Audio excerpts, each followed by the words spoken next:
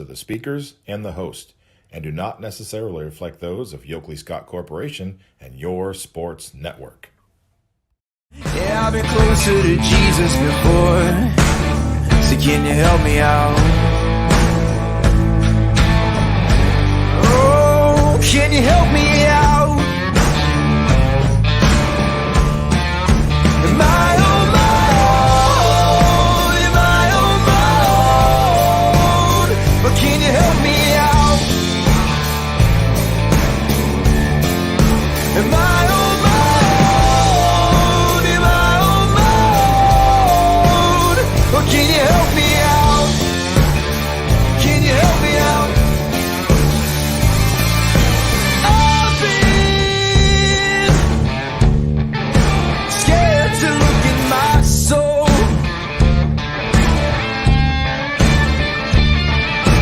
I've been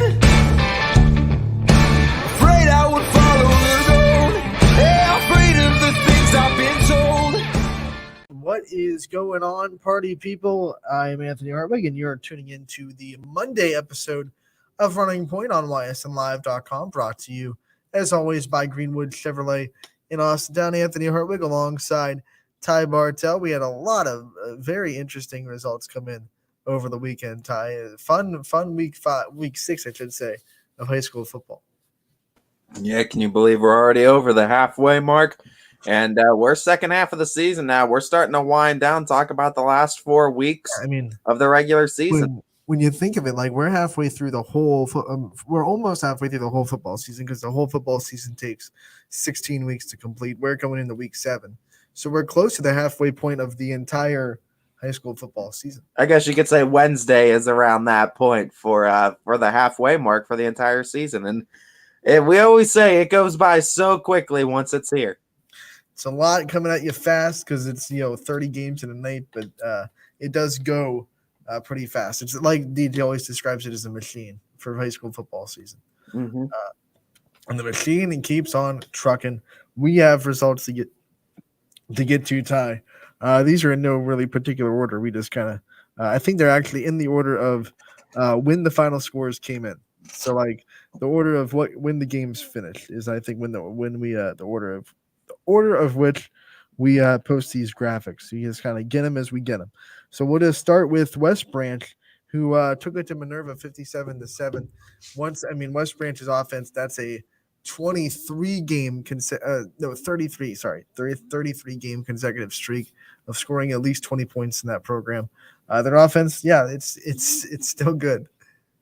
Yeah, and we kind of expected this from the Warriors in this opening EBC game, and they kind of just put it all out there and showcased why they're one of the favorites to win the conference this year. But there's a couple teams that will have something to say about it for sure. But West Branch looking like strong favorites. The first half stats for Judas Shields was, it's remarkable what he's doing. We keep praising Judas Shields. We're gonna keep praising Judas Shields, but big games coming up on the EBC slate for West Branch, because that EBC is still very good with, Alliance in there that just beat Salem, Carrollton, and then, of course, Salem's still in there with 2 losses now in the season. Yeah, 3 very good teams that are going to be in the EBC with West Branch, and not going to make it easy for sure. No, not at all. And they're still in a 3-way tie for first place as we go into week 7. With Alliance and Carrollton. Yeah, and there's going to have to be some sorting out that needs to be done for sure. Sorting out in the EBC. When have we heard that before? We go to the next game that came in. It is Jackson Milton bouncing back from their loss to Louisville last week with a 41-0 victory over Sebring. Alex Chavi threw 6 touchdowns in that game, so he gets right back to the way he's been playing all season. Great win for the Blue Jays, and they just try to keep on keeping pace with Louisville, hope that the Rockets stumble at least once and they can claim a share of that MVAC championship. Yeah, this was another one where you expected the Blue Jays to go in as kind of favorites in this one. Sebring kind of having a struggling season, but you got to commemorate the Trojans too. Still going out there, still fighting hard for 4 quarters every single Friday night, and there's a lot of respect that goes into those kids, and they're putting in the work and the practice too. And you know what? It has to start somewhere. So they're going to have to build those foundational bricks to start building that program to where they want it to be. But Jackson Milton, to their credit, they came in, got the job done like good football teams do, and they stay in the hunt for a very good playoff spot. And let's be real, this program for Jackson Milton, I think you'd have to do some serious digging to find the last time they won more than 7 games. I know they had a pretty good season in 2019 where they started out 5-0 and then lost a couple of games in a row to Western Reserve and I think McDonald that year. And then in that COVID season, they actually had a really good year coming off of that year. They actually were able to beat Western Reserve. You could argue get them out of the playoffs the year before in 19. So, but then last year was that kind of in-between year for Jackson Milton where they kind of took a little bit of a down step, but now back with another upswing for the Blue Jays, looking for more than 7 wins in the season, and they're well on their way to do that with a 5-1 record after 6 weeks. Jackson Milton right now is the 12th seed in that Division 6 Region 21 rankings, according to Joe Hytel. They would be matched up with Rootstown if the playoffs were to start today. But like I said, win for Jackson Milton just keeps them in the hunt. They're trying to get in that top 8 so they could host. It's going to be a push to get to the top 8, but I think there are still some teams in their schedule that will give them. There's a chance. There is definitely a chance. There's only about less than a 2-point differential between them and number 8 Mineral Ridge. And they still have Ridge on their schedule. So they still have to play Mineral Ridge. They still have to play Springfield, too. Yeah, so there's definitely some ground they can make up in these, for sure. We move on to the next game that came in, and Orange took one on the chin to Geneva. And we know how good Geneva is as a football program. We talked about them on Friday. One of the best that Ashtabula County has to offer. Their biggest win of the season came against Lakeside, who at the time, before losing to Geneva, was the number 1 seed in that Division 2. Region 5? Is that Region 5? Yep.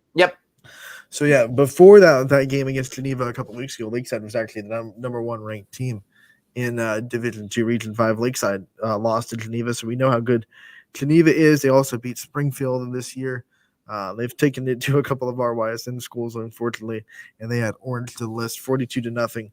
The Eagles flex their muscles, and their logo is a very ripped eagle, by the way. So when I say flex their muscles, I mean flex their muscles. The 440 and Gold Boys, a YSN affiliate, are pretty familiar with the Geneva Eagles, so they definitely are a solid team too. And you could hear a lot about them over on 440 and Gold too. And hey, I think with that kind of relationship, there might be a potential bridge to a YSN team eventually. I think so. I mean, yeah, I know we're close. We're close to Ashtabula schools. But you look at that, the Ashtabula County is killing it in football this year. They're doing great, man. They're really doing good. Geneva's really good. Edgewood, there's that one loss to Jefferson, if I'm not mistaken. Maybe 1 or 2 losses. They're still a really good team putting together a good season. Then you have Lakeside, who demolished their opponent this week. And then Jefferson, of course, who's still just that 1-loss team. So Ashtabula County not suffering at all on the football field. No, not at all. I mean, they're doing really well this year, and that's exactly what they're looking to do is Ashtabula County. They're trying to get some respect for themselves up there. Those lake people up there. Yeah. Up by the lake. Up by the lake. You never count out the people that grew up by the lake. They knew the way of the samurai. Under the boardwalk. Another big score for United is they win 47-7 over Columbiana. A lot of people thought that this had the potential to get competitive with the way that Columbiana played, especially in the first half against Southern. But United put this away quick and early. 47-7, they get the win. Outside of that Valley Christian game, this Eagles offense has looked unstoppable. Yeah, and this is what we were talking about, though, too, because the schedule that you kind of have to play in front of you can sometimes hurt you. When Chris Sigler was talking about back on Friday with United being an 8 seed in their respective region, how it hurts them with their schedule. The win that United had, big win for them on their schedule. They get another win, but they drop to 11 now in the rankings. So now out of the playoff not playoff positioning, out of hosting in a playoff game. Yeah, out of the hosting the playoff game. Who took their spot? Who's 8 right now? Number 8 in Division 6 Region 21 is Mineral Ridge. All right, we just said that. Ridge was I don't know why I couldn't think of that right off the rip, but yeah, Ridge. That's on me. But I mean, Highest ranked YSN team in that region, by the way, Valley Christian at number 4. And Valley Christian has the win over United, and they'll have one more big test on their slate this season as they still have to play Southern a little bit later. In the top 2, you're really not. It's going to be way too hard to catch. Kirtland is number 1. Mogador might have a chance to catch Kirtland. They're the closest one within 2 points differential, but that's the only team that has a chance right now of catching Kirtland at number 1. I mean, I think we all saw what Kirtland did this week. I mean, Kirtland. They're rolling, man. Now they get into conference play where they're just incredibly dominant. I don't think anyone in that conference has a chance of beating Kirtland. They've allowed 33 points all year. Hey, Edison's less. So, yeah, I know. I will say that is true. That is true. Edison's defense is like, I'll take your 36 points and I'll incredible you 24. Incredible. But then if you go to the RPI slate and you look at Division 6 strength of schedule, Kirtland is also up there, I think, at number 2. So not only are they doing it, they're doing it against one of the toughest schedules in Division 6. Absolutely. I mean, very good teams throughout too that you see on here. When you win state championships, you better draw a really good schedule. We just talked about that Geneva team beat them 43-13 last week. I mean, like, made a very good team. Yeah, and honestly, against Kirtland, we scored 13 points. Feels almost like a victory, but of course it wasn't. Next game on our slate, Southern beats Wellsville 64-6.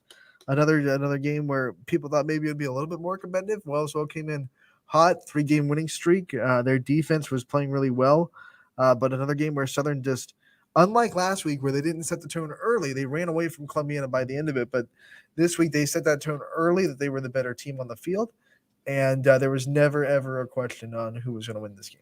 That Region 25 in Division 7 is loaded with YSN talent, with top 4 teams. 3 of our YSN teams, JFK's 1, Louisville's 2, Southern is 4. So that's 3 of our 4 YSN teams that would not only host the first, but the second playoff game if they were to win the first one. I think Wellsville had bad timing to play Southern because they're coming off, like I said, they're coming off a Southern week where Southern probably had a really hard week of practice because they didn't play great in the Columbiana game, especially in the first half. So you look at that, and they let Columbiana hang around for a while. I think this week of practice was probably like, let's not let anybody hang around. Let's not do that against good teams, especially a Wellsville team that's coming on a 3-game winning streak. You let a team like that stick around, get it in their head they can beat you, they just might do it. And with Southern, they only had 4 road games on the season, so now they're going to Latonia this week, and that's their last road game of the regular season. Then they're home the last 3, and Valley Christian comes the following week. How nice is that for a team to just be like, okay, it's our last road trip. Let's go take care of business. And then we're home for the last 3 weeks of the season. We get to kick our feet back a little bit. And, we get to know our facilities. We're in our locker room. It's a little bit more comfortable at home. Yeah, and I mean, you also have that more time to practice, to prepare. And like when we talk to guys like Brian Robinson over at Fitch, he talks about like getting to the field early and just having that mental preparation. And I mean, it is an advantage stepping on that field too and just getting into that mindset to play. And plus, wacky stuff happens to the wigwam, and usually the ball bounces in Southern's favor. For sure. I think there's a curse of the wigwam. Coach Rich Wright, definitely. Every time I hear it, it sounds like one of those like childhood camps that you would go to as an elementary, like, oh, we're gonna go to Camp Wigwam, Camp Wigwam. It makes me feel like something like voodoo is happening down there too. Like the wigwam. All those like spooky, kid horror movies have like a creepy camp name. Camp Wannaweeb, Camp Wigwam, it's like Camp Wigwam. I would think like the wigwam is like the monster too. The wigwam is like the monster that haunts the camp. Well, I'll tell you what, the southern monster that plays in Wigwam haunts they definitely are a monster too. 64 points of offense too. Really, really impressive. 64 points. It's an offense that Crestview held to 12. Yeah. That's what we're saying too. I mean, they're any given Friday, man. Any given Friday. Beaver local, they continue to just absolutely roll. They have another game over 60 points. That makes 2 this year. if I am counting correctly. 62-0, they beat Oak Glen handedly in Beaver Local. Beaver Local now all of a sudden a top 5 team, and for the Beavers, Woodridge is not that far off, less than a point differential away from them to get into that top 4. And for Coach McKenzie, that's exactly where he wants those Beavers to be, to have home field advantage for those first 2 playoff matchups if you win that first one. And ever since that game against Salem, they've really kicked it up, and that was an Oak Glen team. I know the record wasn't great, but it was an Oak Glen team coming off of a nice win against Toronto, 25-8, and Beaver Local just shut them down. How about the start that Beaver Local had to come back from that? I mean, they got they got dominated in week 1, and then Salem came in, and I wouldn't say that was a domination, but they won by more than one score for sure. So they got dominated in week 1. Salem came in to Beaver Local and won pretty handily. And now they came off of those 2 losses, and they've just been rolling ever since. Not even close games. Like, they've been the dominant team since then. And they've come from 0-2 to, like you said, a top 5 team in their region. They look like a favorite in the next 2 games against Harrison Central and Indian Creek, but Cleveland John Hay, Division II school, a 5-1 team, will come to Beaver Local in week 9, and then Wheeling Central Catholic in West Virginia, who's currently a 4-0 team in Division 7 over there, will come over to Beaver Local as well, week 10. So still some solid games to prepare them for the playoffs on the Beaver Local schedule. I was looking at the schedule. I'm surprised you don't play Edison, because they're both in the Buckeye 8. That is kind of crazy that they don't, but I mean, I think the way that conference is set up, it's kind of split too. So it's OVAC/Buckeye 8. Yeah, it's like it's a whole kind of jumbled mess. But no, you talk about 2 great teams. Edison's another one in that conference. We're going to talk about them a little bit later when their final score pops up. But yeah, Edison's doing something special right now. We go to Lisbon, who got the 34-0 win at home over East Palestine. And Lisbon's quietly putting together a pretty solid year for their program. Yeah, they're 3-3 on the season. They're number 12 in Region 25 right now in that Division 7. So, yeah, definitely putting together a solid season. If they were to start the playoffs today, Norwalk St. Paul would be the opponent they would be going to. So, Blue Devils keep on keeping on, having a solid season. Find yourself a playoff berth. I think if they're in a position now, sitting at 12, where they win a couple more games, they really lock themselves in the playoff spot. The man that's going to know, Mr. Chris Sigler. Edison is no longer in the Buckeye 8, Anthony. They dropped Beaver Local. There you go. That's the man that's going to know down there in Columbiana County. Thanks, Chris. I don't know. But we've established it might be bad. It might be Josh Sigler. We don't know. They're pulling. They do swaps. Josh Sigler's commenting. But yeah, no, thank you. That's a great catch, and obviously out in Buckeye. Siggy always knows too. Siggy runs that Columbiana County, man. He knows what's going on down there. He absolutely does, and we thank him for his support, all the work that he's able to do. Back to Lisbon, though. Like I said, if they win a couple of games, they could be really locking in a playoff spot. No doubt. I mean, sitting at 12 right now, just got to keep winning. 3-3, solid 6 weeks. These next 4 will definitely determine that. You figure you're going to need at least 2. You would think at least 2 wins. Yeah, I think with their schedule, maybe 3. Yeah, I mean, you got Wellsville, Latonia, United, Columbiana. So I think this Wellsville one is a 50-50 game, and you're going to probably be favorites in Latonia and Columbiana. So there's definitely chances to win 3 games there as well. Yeah, I mean, if you can win 3 out of the last 4, which I think is very doable, talk about, I mean, not just a playoff spot. You could be looking at like the 11 or 10 seed, or maybe even the 10 seed. It definitely would put them. I would think they would have a chance at the top 10 at a 6-4 record in Region 25. Certainly, they already have more wins than last year. They finished 2-7 a season ago, so it would be a big step for this program if they were able to get enough wins to punch a playoff spot. No doubt, and I love what Coach Altimore's doing over there. We had him on a couple of times last year, and I mean, he's just a great guy for that program, and he's a great leader on and off the field. We need Coach Altimore to come on. Yeah, we do. We need to bring them on again, too. They're having a solid season, and this is actually a big game. Battle of 3-3 teams, and Lisbon's going to Wellsville for this one. Especially for that Columbiana game, because he teaches at Columbiana. And he's always that interview last year when we got him before the Columbiana game was really good. That was really good too, for sure. People are giving him problems. He'll come in. He's hearing it a little bit. He's hearing it a little bit. So it'll be fun. We'll get him on the show before the end of the season for sure. Yeah, no doubt. Lisbon having a good season.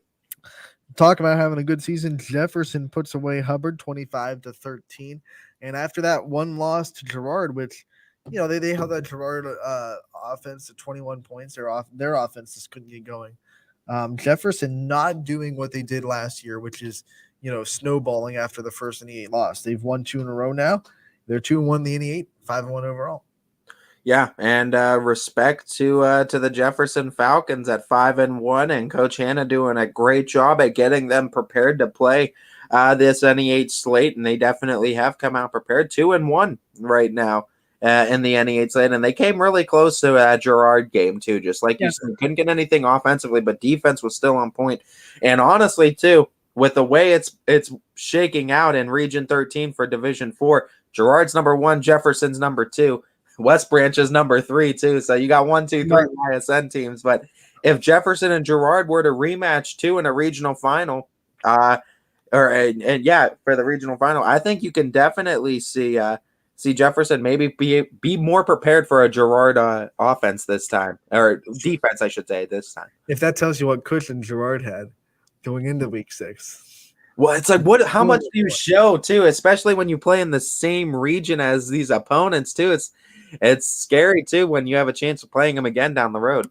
Because Girard lost this week and they're still sitting at that number 1 spot in the region. So that tells you what kind of cushion they had going into week 6. Right now, you wouldn't believe it, Ant. Here's the point differential, right? Girard, 10.9848.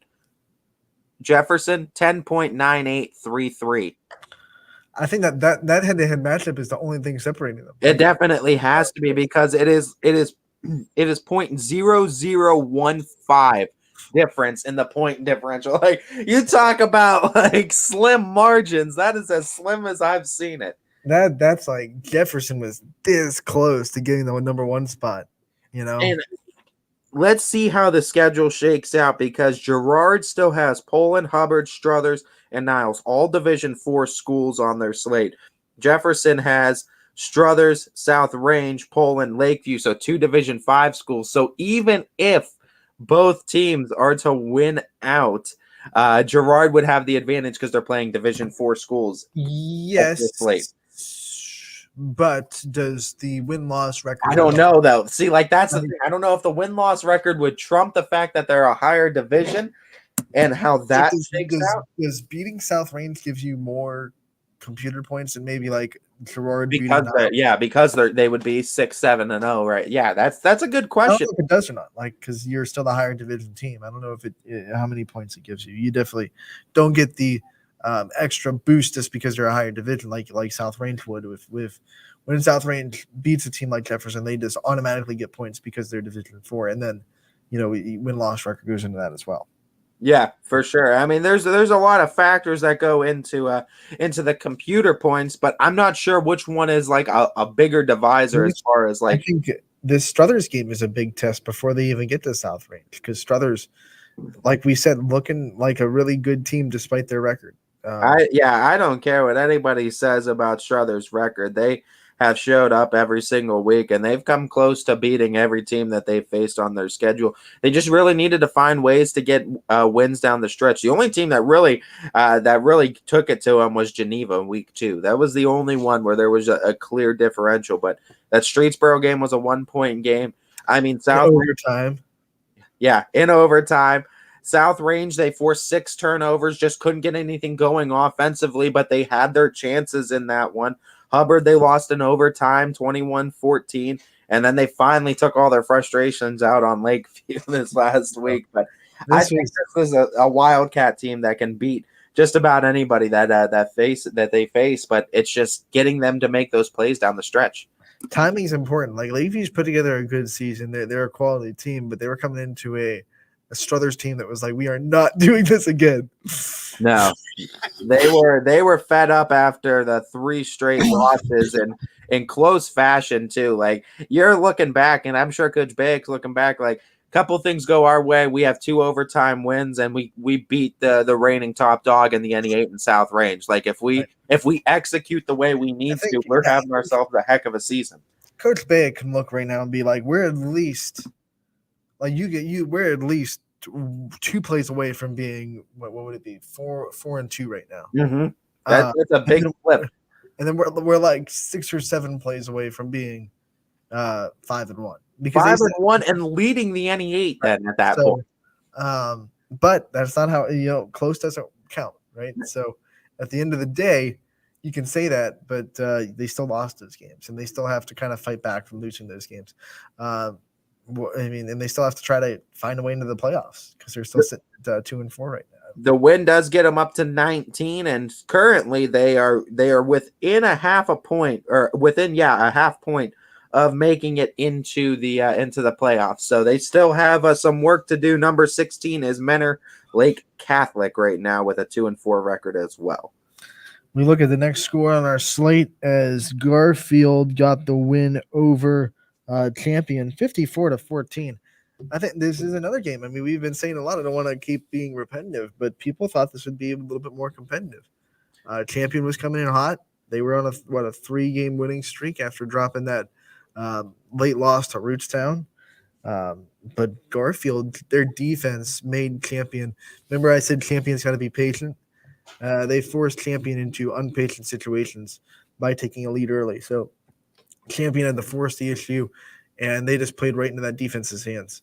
Yeah, and that win puts Garfield at 7 overall in Division 5, Region 17. And funny enough, they'd be playing Champion if the playoffs were to start today, Champion at 15. Round 2. Yeah. 7 versus 15. That doesn't make sense. It could be 7 versus 10. 7 versus. Oh, yep. You're right. Excuse me. 7 versus 10. Yep. Triway. I was looking at 15 versus. I was looking at Perry too. Perry and then South Range would be facing Lakeview too. Rematch for a South Range. Perry would be playing Champion. Yep. And then South Range would be playing Lakeview. Okay.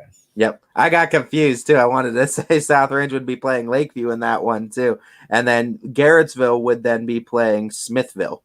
Okay, the Smitties. The Smitties. Which I guess is a minor. I've been always curious, like what their mascot is, and then I went to one of their volleyball games. They actually had the mascot there. He's like a minor. He had like the miner's helmet and a pickaxe. So I guess a smithy.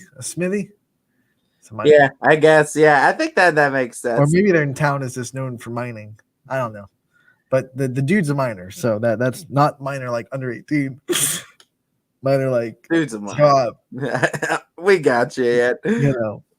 Dude's right. Mooney, they got the big win over East, 37-0. And big story for Cardinal Mooney. It is their 500th program victory as a football program. They are a prestigious program. I think when you talk about Youngstown, as soon as you bring it up, Cardinal Mooney is one of those things that just kind of goes right with it. I think people just know who Cardinal Mooney is because of the alumni they've had and the players that they've put in to colleges, and not just that, but just they represent the city. Them and Ursuline kind of are the two that when people outside of Youngstown think, if there are any high schools that they know outside of Youngstown, it's probably Cardinal Mooney and Ursuline. And Mooney gets their 500th program victory. I know my dad was really proud of that. He's a Mooney alum from the 70s, and he was on a handful of those football teams with Coach Butchie. So he was proud to say that they've won their 500th, and I'm sure he's not the only Mooney alum that was waving the banner on Friday night, because that goes out to everyone that has put in work in the Cardinal Mooney uniform. Yeah, and I mean, Coach Butchie, obviously legendary coach over there at Cardinal Mooney. That's won so much too, that has attributed so much success to that Cardinals program throughout its longevity and its history, and for sure 500 program wins definitely. I was joking to my dad. I think my dad's like, I think Butchie trademarked belly left because that's all he ran. He probably did. With a back like Ted Bell, that's all he needed to run. Yeah. belly left. So no, a lot of Mooney alums and a lot of football players in that program are really proud to say that they're a Cardinal this weekend. They get their 500th program victory, and they do it over an old school Steel Valley Conference opponent. So Yeah, I don't think it gets much better than that. Not really. The only thing that would have lined up better is if they were able to get that versus Ursuline. Right? Yeah. I mean, that's the only thing that probably would have lined it up a little bit better. But they do get the win, and they're, 3 wins now on the season. So, yeah, they're climbing up that playoff ladder. They definitely are, and they're looking really good now as the season keeps on going along. And, everyone in Division 5 is giving that side eye. Yeah. Gonna have to be careful too. I mean, they're always a tough out when playoffs start if they're in it. Because of that schedule. That schedule is going to make them be a little bit more prepared than most of the Division 5 teams. There are some Division 5 teams that play up a little bit, but when you're playing when you're playing like Division 3 every week, it's going to get you a little bit more ready than most teams in Division 5. Absolutely. All right, we are going to take our first break of the day. Pace and Bills. We got a lot more football to talk about it from over the weekend. When we come back on Running Point, brought to you by Greenwood Chevrolet in Austintown. 21 News delivers the news as it happens, using the latest technology from where it happens. Live here outside the Mahoney County. On air, online, Wednesday afternoon weather update, Very dangerous. and on the 21 News social media platforms. I'm on the road right now. 21 News, the Valley's only locally owned source for trusted news since 1953.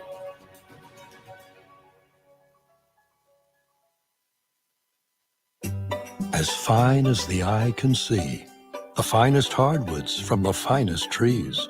Made for your home and within your means, Baird Brothers will help fulfill your dreams. Let life and light come shining through in quiet morns. And heavy traffic, too. Find your easy-to-afford fine hardwood floors and doors and more at BairdBrothers.com. Every customer has a story, and at Greenwood Chevrolet, we are committed to making sure it ends with you in the right vehicle. I get to be part of somebody's adventure, whether it's buying a car for the first time, helping them get approved, or finding the perfect car for their budget. I'm proud that people trust me with their finances. They trust me to take care of them, and they trust me with their story. I'm Tracy, and I'm ready to go the extra mile for you, only at Greenwood Chevrolet.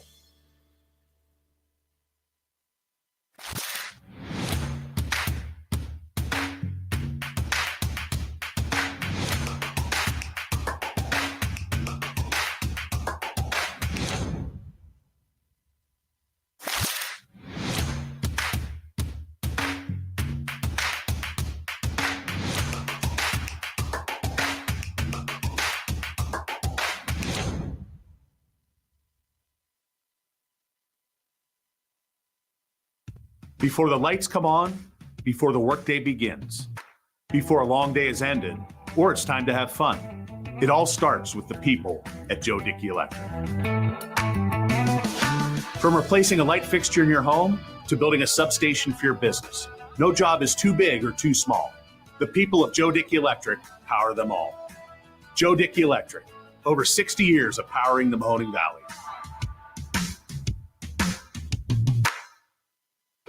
Why choose local? Because you live here, work here, learn here, relax here, and celebrate here. 21 WFMJ is our Valley's only locally owned TV station, and our focus is local. Other TV stations don't have that same focus, as their owners are somewhere else.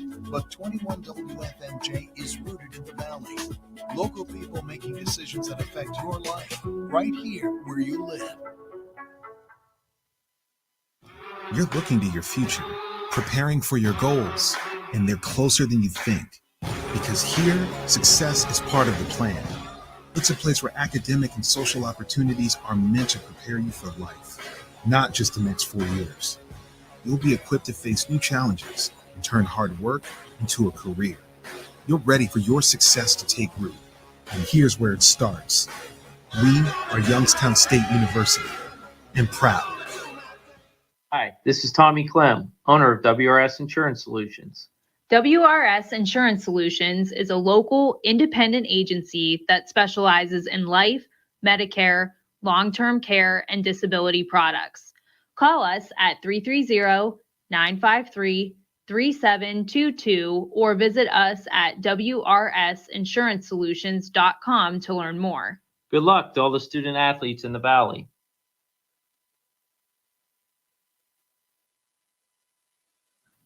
Welcome back to Running Point on ysnlive.com, brought to you by Greenwood Chevrolet in Austin. Anthony Hartwig alongside Ty Bartell as we kick it in to even more football previews.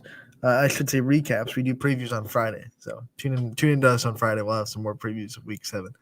But Warren JFK is the next on their slate, and they got beat by a very good Mogador team that's 2 in Division 6 right now, 28-14. It was a good football game. Some things just didn't go JFK's way. I mean, when you have the toughest schedule in Division 7 across the state of Ohio, you're gonna have games like this where things, a good team just has a couple of things go their way. You're muted. Now that JFK lost, there's a 2.5 point differential between 1 and 2 in Division 7. So okay. So they've come down a little bit. As Louisville sits at the second spot in Division 7, Region 25. But JFK, that happens every once in a while, but it just gets JFK sharp for the playoffs, as they are already a lock for the playoffs at this point. But they got a tough Rootstown team now that they're going to be playing in a home matchup. Well, you know what? I mean, when you look at this Mogador team, I know they're outside of the YSN coverage map. So, they're not in the YSN family. So fans of the show and fans of YSN don't know a ton about them probably. But Mogador, if they were in Division 7, would probably be the 1 seed, especially after beating JFK. But they're that caliber of a team where they could probably go and do really well in that region. And they'll probably make a pretty big playoff run. They might see Kirtland in the regional finals and be that breath away from a state. They're a very good football team. They've always been a good football team. I remember they used to be Division 5 because South Range would play them in the playoffs. So they're a Division 6 team that has Division 5 pedigree. They play a lot of good schools in the non-conference, and that's just another reason why JFK is so good when it comes to Division 7 playoffs, because they're out there playing teams that would probably win their playoff games in Division 7 if they were in Division 7, which obviously most of the teams that JFK plays are not in Division 7. Mogador goes up 3 divisions now to play the University School Preppers this upcoming week. The Preppers, they'll have to deal with the heights that we saw when they played South Range. But you look at this JFK team a little bit more, and you realize that with their strength of schedule, it's really hard to go undefeated. It's hard to expect them to go undefeated. And the fact that they're still sitting at 5-1 is pretty dang impressive. I mean, they've beaten 3 Division 5 teams, a Division 4 team, and a Division 3 team already on the year. That's why they have a 2-point gap. Yeah, that's why. I mean, that 28-7 win against Marlington really does a lot of heavy lifting as far as. Imagine if Marlington could pick up some wins down the end of the season. Like if they could just pick up maybe 1 or 2 wins. Yeah, that would make that win get them even more points, because right now Marlington's a winless team. So those points from the Marlington win are just strictly Division 3 points. But if Marlington then caps on maybe 1 or 2 wins from that, then you get a little bit extra boost from that win as well. And you look at what Perkins is doing; they're 5-1. Garfield's 5-1. Delta's 4-2. So some good teams that they've beaten throughout the season. You beat them, and then you root for them for the rest of the year. Yeah, for sure. And JFK definitely still in a very good spot to be the 1-seeded Division 7. Some other good teams in that list, though. You're still gonna have to deal with Lucas. I think Dalton is still in that region, if I'm not mistaken. Mm-hmm. And then, of course, our YSN teams that are loaded in that Division 7 as well, with Louisville being the 2 spot. There's still a lot of quality opponents that can definitely give JFK a couple of issues in Division 7 region 29? 5. 25? How did I mess up that math? It goes 1 to 17, 6 would be 22. Yep. We're always the first one, and because there's 4. Yeah, there's 6 would be 22, so 7 would be 5 after 22, right? So 27. 25. I don't understand that. Wait, Because are you talking about our region? Yeah. What region? Yeah, region 25, Division 7, Region 25 is the Northeast region. Okay. I don't know. 5 is 17, right? 5, 17? Division 5, Region 17? Division Or am I wrong? 5, Region 17, yeah. Okay. I thought you were talking about Division 7 for JFK. Yeah, I know. I am. Okay. I was just saying there's what, 4 regions in each, right? So it's 5, 19. 4 would, I guess 4 would be. So division, it goes 1, 5, 9, 13, 17, 21, 25. Okay. For Northeast. I was, for some reason, I was going 5, and that's where I got the math wrong. So that's 17 plus 5. I was doing 5, but it's 4 regions, which would make a lot more sense, and that's why. Yeah, I believe Northeast is all the first regions in the bracket. I don't know exactly how it divides, but I know we're the first one in each division. It's always the first because Division 1, Region 1, and then 5, and then 9, 13, 17, 21, 25. So yeah, they're definitely set up pretty well. I think it just goes clockwise clockwise in the state of Ohio. So I think you're right. Yep. There you go. South Range in that Division 5, Region 17. They get the absolute emphatic win over Girard. Final score there is 56-12. This was a game that came in highly doubted, highly hyped. Both teams undefeated. Girard's supposed to be that team that can compete with South Range this year, and it seems like every single year there's that one team that South Range hears the noise a little bit outside the program, like, oh, this is the team. It's that team that gets like their absolute best shot and ends up a lopsided score. It happens, to Hubbard last year. It happened to Poland 2 years ago. Now Girard's the latest victim. Yeah, and the only team really that's left on the schedule that has a chance, Jefferson and Hubbard, really the only other teams that can maybe knock South Range off. As Lakeview, a good team they're building, but I don't know if they're going to be strong enough to take down the Beast this year. And then Niles is just dealing with injuries, and it's going to be a tough ask this week. Niles game is going to remind me of kind of Girard last year, where it's like, man, Niles healthy would have a chance, but I mean, we were saying that about Girard last year, but they were so hurt last year when they went into South Range. It was like, oh well, no. And now Niles is that team that they look so good at the start of the season, and you'd think a healthy Niles roster could have an opportunity to play well against South Range, but they're dealing with the insect bug, not the insect bug. Insect. They're dealing with the injury bug right now. They're dealing with the insects over there in Niles. These red dragons won't eat the insects. Need another family member from that reptile family. Timeout. Injury bug. I don't know why I said insect bug. That was funny. Injury bug. Dealing with the injury bug right now. So yeah, Jefferson's gonna be a one-win team, a one-loss team when they go into that matchup. That's what they hope for, at least with Struthers coming up on the slate. And then after Jefferson, Hubbard's got a loss in the NEH, so I guess they could just say that they have 2 losses actually, right? Because Pullman beat Hubbard too. So the next team on the slate that has any chance of even sharing the NEH with South Range would be Jefferson. Yeah, Jefferson would be really that team too, and I mean they would just need to make sure that their offense is ready too. They can't have any duds like they had against Girard.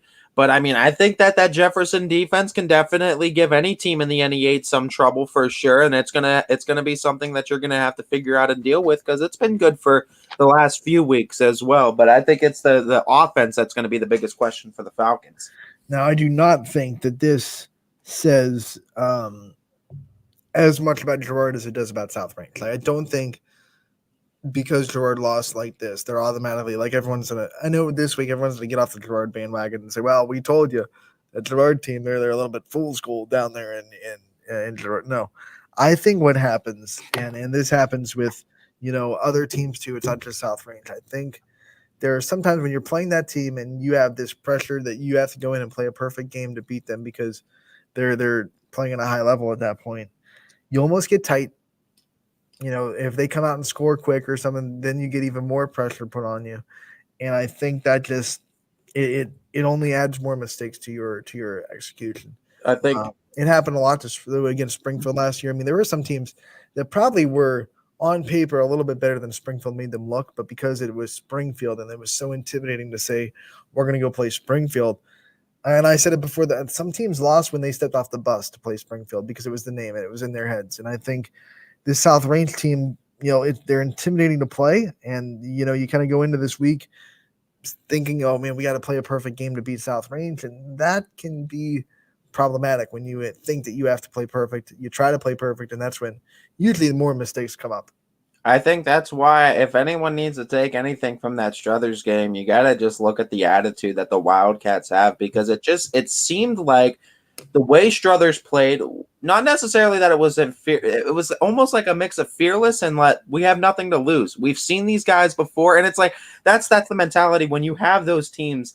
And it's the same thing with all those good teams. And as hard as it sounds to you got to execute, of course, like your big teams, your Kirtlands, or your Massillon, Washingtons, your St. Ed's, your big teams in this state, right? Like at the end of the day, they are kids, right? Like they're still high schoolers. They're going to make mistakes. Human beings make mistakes at all levels. That's the way you got to go in. You got to play your brand of football, though, too. You can't try to adjust your game to specifically beat your South Range. You got to play your brand of football and just be the better team on that given night. Especially when you're like a Girard and you're coming into this game, you're undefeated. All South Range was hearing all week from everyone outside of the program is this Girard team. This is the team that you have to beat. They weren't really hearing that from outside the program against Struthers. They were only hearing take this team seriously from inside the program, inside that locker room. They weren't really hearing it from outside the locker room, their fan base, the community. What probably wasn't saying, got to watch out for this Struthers team. They're coming in with 1 win on the season. So almost like they weren't as fired up against Struthers. But, you're coming into this Girard game. Everyone's talking about it. It's highly hyped up. Everyone's saying this is that team this year. These kids hear that, and they're like, okay. It's almost like they hit another level, which probably shouldn't happen. I'm sure Coach Digley would love them to be at that level every week. But it just happens that when they're playing a team that they know, this is that team this year that thinks they can come in and beat us. Amps it up a little bit more. Another notch under their belt for sure. And, it was such a good loss, I guess, for Girard. They didn't even drop a spot in the rankings. They're still number one. Yeah, hold on by a slim margin, but they're number one. Division 4, number one. And they're holding on against Jefferson. So that's 28 teams in the top 2 in Division 4. We love it. Impressive. Talking about Division 4, by the way, Poland. I think this was a shocker. They came into this Niles game, and everyone saw the South Range. They were hit with the injury bug too. I mean, they were missing, I think, like 10 plus players in the South Range game, but they came out and they just put a show on against Niles, 31-7. Poland emphatically bounces back from their loss against South Range last week. Nice win for the Bulldogs, too, to just show that there's still a competitive and quality football team. Well, they're well coached. Everyone knows that. They got off the mat. That was my headline for their win. They got off the mat. They got knocked down. They got punched in the face in week 5. And a lot of teams would have stayed on the mat and said, okay, that's it. We're banged up. It's a tough conference. Let's just pack it in. And let's try again next year, right? But Poland's built a little bit differently. They weren't about that life. They got back up off the mat, and they showed Niles that we're still someone to be contended with. No doubt. When you look at Poland, they're going to be fighting for a playoff spot now too. I think they've kind of put themselves in position with a win over a Division 4 opponent to be fighting for playoff position. And yeah, they're sitting at 10, so they're trying to get themselves into the top 8 and be able to host the playoff spot. There were some times in the season where you're probably looking at Poland thinking they're going to struggle to make the playoffs. Now they're struggling. Now they're in that fight to just host a playoff game. Yeah, for sure. And I mean, this is a case for Poland where they need to put together a nice 4 weeks to get themselves in position to do so. Impressive grit. Newton Falls had a tough slate to go of it the last couple of weeks. They bounced back with a 27-0 win over LeBray. This game was, I believe, scoreless at halftime, or maybe 7-0 at halftime. It was a very slow, very in between the 30s kind of game where both teams were kind of moving the ball maybe to 50, maybe midfield, and then having to punt. run-based teams on both sides. Neither one of them could find that big explosive play. In offenses like this, you got to be able to really string together drives with 12, 13 plays. And for the first half, Newton Falls really couldn't find that rhythm. They did in the second half, though, and that running game kind of took over. It's what they needed to do to get themselves in position to get a run together for a playoff positioning. And for the Falls, they've done just that too. And looking at Newton Falls, they're sitting at number 20 right now. So that win definitely puts them in a position now in the last 4 weeks to sneak into the top 6. Look, I know a lot of talk about the tough losses for Struthers, the tough losses so far for Crestview. How about Newton Falls? They lost by 3 to Jackson Milton, right? 3 to Jackson Milton, 16-13. A game that they probably feel like they left on the field, and Jackson Milton was undefeated at the time. They lost to Champion in a game that they had a chance to win at the end. So they've lost some games where they feel like they left on the field too. No doubt. So I think they're a better team than their record kind of indicates, especially that run game of Newton Falls is really hard to stop with Brainerd back there. It's definitely a quality run game for sure over there in Tiger Country. I mean, don't forget that this is a team that in one game, I think it was week 1, they had 200 rush yards at halftime. They know how to run the rock for sure. They are old school football. They'll look to continue to win and maybe push themselves into that top 16 as the season goes on. Howland got their first win of the season, 19-0 over Warrensville Heights. This is a good win for the Tigers. This is another one like that Newton Falls game was kind of slow to start. Both offenses were trying to feel each other out, but then Howland started to make plays, and I think their line and their running attack, especially Carter Rapsack, kind of just wore down Warrensville Heights, and the battle of the Tigers went to Howland. Yeah, and I mean that's a nice win for Howland too in this case, as we said that was a Tiger battle, and one Tiger was getting their first win, and we saw that there too, and it was our Tiger as Howland pulled off the victory. It's funny, like it's not even on purpose, but these last 2 games we've talked about kind of went the same way with very defensive starts, but one team was able to just kind of wear down the other, and that's what happened in Newton Falls win, and that's what happened against in Howland's win too. Very slow start, both offenses trying to feel each other out, and eventually Howland and Newton Falls both just wore down the other team's defense and did enough to win the game. Their defense held strong. Both teams shut out their opponents too. So war of attrition when you're running an offense like that, and both Howland and Newton Falls, both Tigers, found a way to win that war of attrition on Friday. For sure, and we love to see it too as Howland gets win number 1. Congratulations. And another Tiger, 3 Tigers in a row. This is not on purpose. But Springfield comes back from down 21-0 against McDonald. A lot of people were looking at this like, Springfield's in trouble. McDonald was putting on a show. But then Springfield, they kind of flipped the switch, and they scored 37 unanswered points and turned what looked like they were a game where they were in trouble to a game that they won by 2 scores, 37-21. Yeah, and I mean they looked really good for sure. And honestly, you look at where they're at now. They got themselves to number 11 in that region 25 rankings. So I mean, it really looks good for the Tigers right now. They would be set up in a matchup with number 6 Toronto. So you would see Red Knights and Tigers in round number 1. Yeah, and when you look at this Springfield team, I'm sure Coach Guerrero, he's going to look and say we can't have starts like that.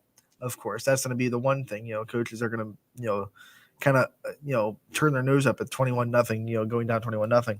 But he's also going to say, guys, with the way this season has been going for us, and as tough as it has been, never said stop. And 21-0 down with a team that has gone through what they've gone through this year, it would have been probably easy to just say, okay, we lost this one. Let's try again next week.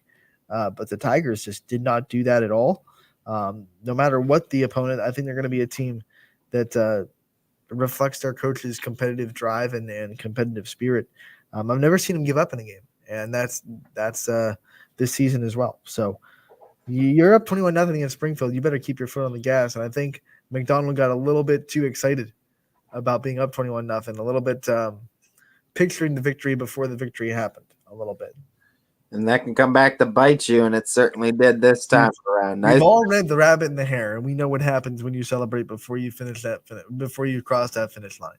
For sure. And we saw Springfield get a big win, and they get themselves in The rabbit in the I'm such an idiot. Yeah, I know. Tortoise in the hair. The rabbit in the hair. I didn't even catch it either. I was just rolling with it. As soon as I said it, I said Anthony's an idiot. You've blown my my BS filter, Ant, because you say stuff like the rabbit in the hair, and I just let you go. I'm just like, whatever. I don't even acknowledge that. Anthony being Anthony. Jeez. No, but I get what you meant anyway. And I mean, that's exactly what we saw with McDonald in this case. And Springfield came up, got a big win, 2 in a row now for the Tigers as they look to get themselves into a good playoff spot sitting at 11. Sitting at 11, and they have winnable games left on their schedule that they can probably, I mean, it's crazy to think about with the way they started, but they could end up hosting a playoff game. They very well could. I mean, winning 3, potentially even all 4 of their final matchups too would put them at either 5-5 or 6-4 for the season. And in Region 25, that definitely could be solid enough for a top 8. Liberty celebrated homecoming with their first win of the season as they won 42-12 over Camel. This was a crazy game. We had back-to-back kickoff returns for touchdowns. As Liberty ran one back, then Camel ran one back, and then Liberty said, "I'll one up you, and I'll run one back too." That's wild. 6, a lot of wild plays, and I think that game might show up in the plays of the week this week. Maybe there were some very highlight-worthy plays that were just chaos, straight chaos. It looked like the Thursday Maction college football game where you just never know what's going to happen. It was definitely a wild game, and congratulations to the Leopards on winning the homecoming. And this was after a week off. I know they were disappointed they couldn't play the week before. They had COVID issues in their school, so that's a tough thing to go through. And then to come back and be very focused. For what we saw, we peeked it on every now and then. They stayed away from those penalties that kind of plagued them in the first weeks of the season. So. Focused football team, executed really well, and they had a bunch of big plays that will definitely make their in-season highlight reel. That's for sure. Yeah, absolutely. I like what Coach Simon's doing in that program. I know they're off to a rough start this year.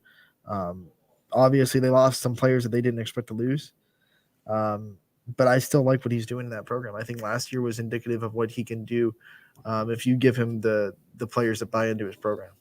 Absolutely. I mean, he's done a great job with the program, and I think he'll continue to do a good job. All right, Ty, time to talk about the game that you were at. Austintown Fitz, they went into Massillon. Everyone knew it was going to be a tough game, but this was a Massillon team that had one goal, and that was to run the football. And I think they did that really well. You can talk about it a little bit more, but over 400 yards rushing for the Tigers. And they just kind of took this really good defensive line of Fitz and pushed them around. And we saw them do the exact same thing to the number 9 team in the entire country in St. Ed's the week prior, and they weren't letting up. They weren't going to let that be, I guess, a win hangover, too, where they let a big win kind of keep them lulled into the week 2. No, they stayed focused, and they absolutely neutralized that defensive front 7 of Austintown. Great running attack, great offensive line by Massillon Washington. I still very thoroughly impressed with Deshaun Vaughn and the Austintown passing game, adjusting and still scoring 28 points of offense too, not garbage time points either, and rattling off big scores. And if there was one weakness to that Massillon Washington team, it was in that secondary, and they did do a good job exploiting it. But the thing that was detrimental for Fitch this time around, and I said it on the scoreboard show, was defense and then penalties. Fitch obviously had some penalties that put him behind the 8 ball a few times when they got possession too, or got a key turnover, 2 interceptions in the game. But it was a penalty too that kind of just derailed momentum and just really put them behind the sticks, and they really couldn't get themselves any traction to go forward after that. But all in all, I think it was a solid points from the Falcons in this performance too. There's some good takeaways, but defensively, I know Coach Parker is going to be preaching that in the practices this week too. He's going to be talking about defense, and he's going to be talking about discipline too, as far as on-field penalties are concerned. when you look at it, Ty, I mean, Fitch to succeed in this game, Fitch had to throw the ball, right? They had to be that passing offense, which, like you said, a lot of big plays. But when you're playing a running team that is also succeeding, then they're going to keep that offense off the field. And I would bet, I didn't see, but I would bet that Massillon won the time of possession battle by a sizable margin. The thing was that was the only chance Fitch had, because with Massillon succeeding on offense, you're right, Ant, they were taking 6-7 minutes off the clock with a possession. Fitch scored 3 touchdowns in less than a minute on Massillon Washington. So the offense is not the problem. They can put up points. It was Massillon that was just taking the offense off the field, playing and executing a great game plan. And Coach Nate Moore did a great job having the Tigers ready this time, going into this matchup, I should say, defensively and offensively, because offensively they executed it to perfection, kept the ball on the ground, and ate away the clock. Were there things that you saw from Fitch's defense that they could have done differently, or was it just Massillon was better? There could definitely there needed to be a little bit better tackling too, but it is hard because Massillon was bringing so much size, so much power, and I mean, like, power running like you wouldn't believe. Guys that are using so much strength and so much explosiveness when they have the rock and just going at full force. But yeah, getting that first tackle, there were so many times where Massillon Tigers were met at the line, and Wiltro Hartson primarily, he had 40 carries, but he was met at the line. Fitch got the first touch at the line of scrimmage, but he was breaking that first tackle almost every time that they did get that first touch, and his first cut was incredible. As soon as I saw his stats, I looked him up on Twitter, and I was like, okay, let's see what this guy like. He's got to be committed somewhere big. And he's a senior, and he's still kind of throwing his name out there. I didn't see a commitment. I didn't see a he called home yet, and I'm like, whoa. He had a big game against St. Ed's too. You got to figure he's going to get some looks now after these last couple weeks. I mean, he must either come out of nowhere or he's just not as advertised as some of that. But I was like, oh man, because that Fitch defensive line has a couple of Division I caliber players. And my word, did Massillon's running a game make them look like looking at it too, they completely took Brian Robinson out of the game, and that was the biggest thing. They ran away from him. 3 tackles was the only stats defensively for B-Rob, and that was a great executed game plan by Washington. Usually, when you're a power rushing team, you're gonna if you're succeeding, you're going to eliminate the ends, right? Because the ends can't really stop the runs up the middle. They're not built for that. And so Massillon didn't pass that much, so there wasn't really a need for a pass rush. So that's you completely neutralize a pass rusher and a defensive end when you're running so hard up the middle and succeeding well. They didn't really have to go outside tackle too much. There weren't really opportunities for B-Rob to get tackles. Passed 9 times did Massillon Washington, and threw 2 interceptions, 6 for 9, and completions was slaughtered. Stop that. There's definitely, like, if these two teams were to match up again, which it is a possibility, Fitch in Region 5, Massillon Washington in Region 7, both in Division 2, so it is possible if they were to meet up. In the state semis, right? Yeah. I think it is possible that this Fitch. That's funny that they're not in our region though, because usually those Massillon Canton area teams, they wind up in our. Yeah, they definitely moved. I think this past year too, because I don't recall them being in that region. But in their respective region, they're number 2, right behind Uniontown Lake, which is 6-0 right now, and that's a pretty good football team for sure. But yeah, I think against Louisville last week. I think so as well. Yeah, they had a big win in that one. I think if Fitch and Massillon Washington were to match up again, there would be some different things you would see from the Falcons. But first and foremost, for them to beat this Washington team, they just got to be able to slow down that run game. Because if you could force them into the pass some more, you've proven that you can get them beat with the pass. That's going to be the biggest thing. I think if they did happen to play again, that would be Fitch's memory. Their talk all week would be, we slow down that run game, even if it's slowed down, not completely stopped. Like, let's not be greedy. We're not going to stop it. Let's not let them run for over 400 yards and 40 carries for 260, however many that kid had. So let's slow it down and see if that passing attack can try to do things against us. I definitely think it was. There's some good takeaways and there's some other takeaways where they need to Facebook work on. User says that QB. I don't know if I hope he doesn't mean Massillon's QB, because he threw 2 picks on 9 throws. Yeah, he didn't have the Wiltro Hartson had the day for Maslin. I If think he's talking about Deshaun Vaughn, absolutely all the fire emojis you can use. I mean, two look at two that six. flip into the end zone that he did on the quarterback sweep. Oh my goodness, Did you get that? I wanted to clip that throw out too, just to show people, because his escape from that route, he escaped from the pocket too, and I mean he avoided about 4 tacklers and put a pass on the money. And he, again, 3 passing touchdowns, no interceptions, 260 yards. I mean, great numbers from Vaughn in the passing game again. Random Facebook user has We love it. Confirmed that he was talking about Deshaun Vaughn. We love it. And I hope Fitch keeps keeps the Maslin Washington Tigers on their schedule year in and year out. That's a great team to schedule, and I think that's a great team to feature to get you ready for a playoff run. Yeah, you guys, props to you, Romo, because you were dodging that big pole in the press box all night too. Yeah, there was some poles too. It's a gorgeous stadium, though. I mean, Paul Brown Tigers Stadium is beautiful, and I'm so glad I got to experience a game down there. That was impressive. You guys really didn't miss any touchdowns because you were blocked. Like you were able to shift or I don't know what you guys were bobbing and moving.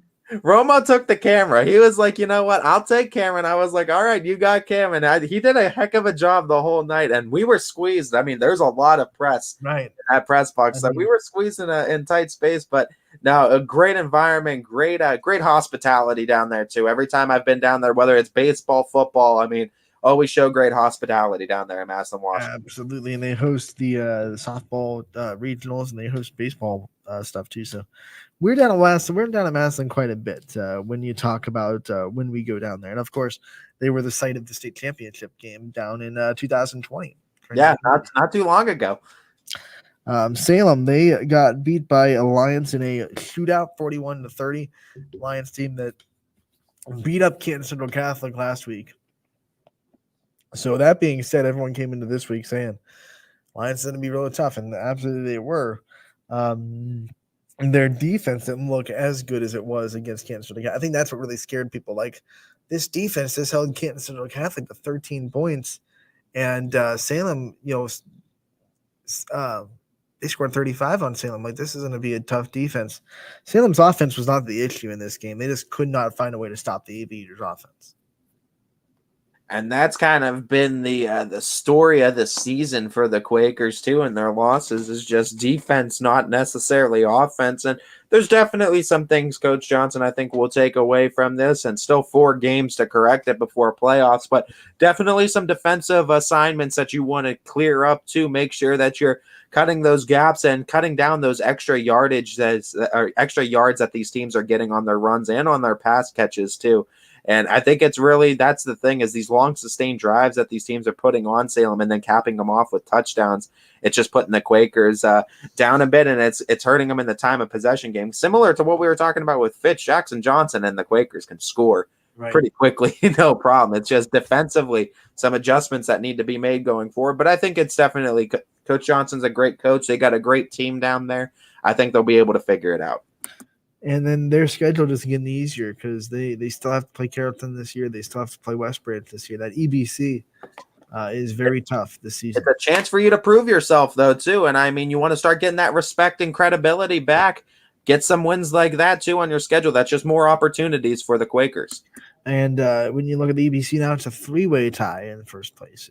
Alliance is now 5-1, Carrollton 5-1, West Branch 5-1. The thing is, too, I mean, yeah, you would need Alliance to drop one and help you out, too, but Salem still has a chance. But really, it's a catch-22 because, if Alliance drops one, it's probably the West Branch or Carrollton. Either way, those teams stay ahead of you, so it's like then you got to beat Carrollton and West Branch. Right, you got to go beat Carrollton and West Branch and then hope that they beat Alliance. Both of them beat Alliance would be great because then it'd be like, well, get rid of them. That's the thing. You would just need, you're rooting against Alliance in those games, but Salem still can control its own destiny. They still have Carrollton and West Branch on their schedule, and I mean, still have a chance to get some respect back in that EBC for sure. That defense, when they go up against West Branch, they're going to have a lot to tighten up before they get to that point. Hey, when there's some things you're going to have to tighten up, and when those two teams meet, it doesn't matter as much. The game last year was actually, I think, the football game of the year last year. Oh, that was such a great game. And, I mean, you expect nothing less when those two square off. So we move on to Mineral Ridge, who bounces back from their tough loss against Springfield. They beat Western Reserve 40-13. First time the Western Reserve in a while has just been, beat up. They've lost a lot of close games.